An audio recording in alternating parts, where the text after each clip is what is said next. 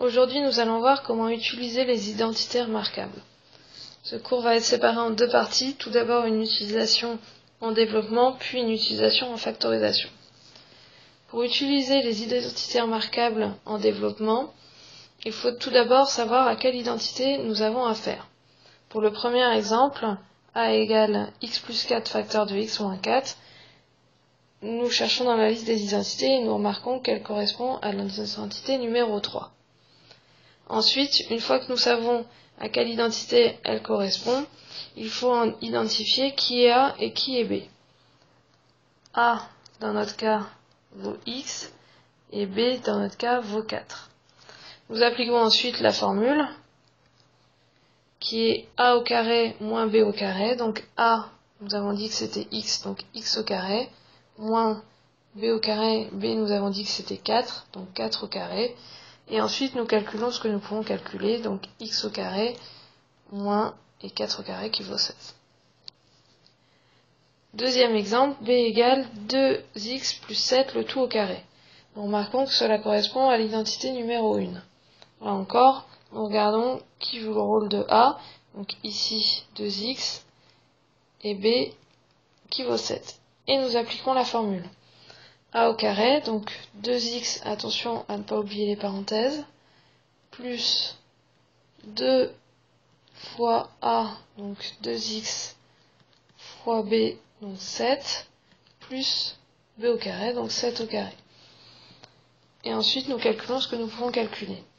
2x, le tout au carré, donne 4x au carré. En effet, quand le carré est situé à l'extérieur de la parenthèse, il porte sur les deux nombres qui sont dans la parenthèse, donc le 2 et le x. Ensuite, on fait le produit 2 fois 2x fois 7, donc 2 fois 2 donne 4, 4 fois 7, 28, donc 28x, et ensuite nous calculons 7 au carré, donc 49.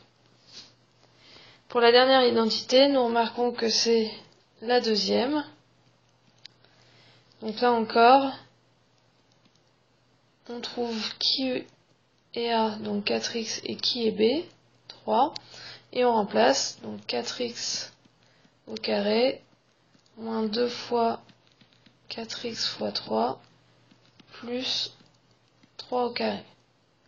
Et nous calculons 4x au carré donne 16x au carré, 2 fois 4 fois 3 donne 24, donc moins 24x, plus 9.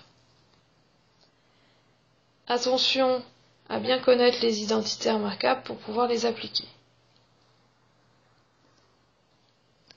Voyons maintenant l'utilisation en factorisation. Là encore, il faut repérer à quelle identité cela correspond. Par exemple, dans notre premier exemple, l'expression a égale x au carré plus 2 plus 1 correspond à la première identité remarquable. Attention, elle s'opère maintenant dans le sens inverse. Là encore, nous devons trouver qui joue le rôle de A et qui joue le rôle de B. Pour cela, il faut regarder principalement les extrémités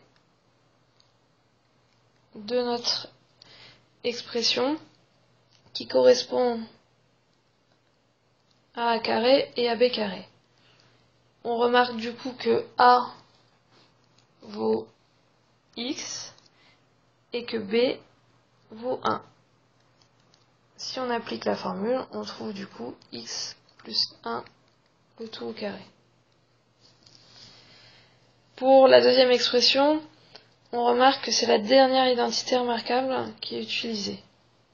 Donc là encore, il faut bien observer, puisque a au carré correspond à 4x au carré et b au carré à 49. Pour nous aider, on peut transformer l'écriture en carré, c'est-à-dire que 4x au carré peut s'écrire comme 2x le tout au carré et 49 comme 7 au carré. Ce qui nous permet plus facilement de voir que A vaut 2x et que B vaut 7. On applique ensuite la formule 2x plus 7 facteur de 2x moins 7. Pour la dernière identité, on remarque que c'est la deuxième de la liste. Là encore, une transformation d'écriture est parfois nécessaire.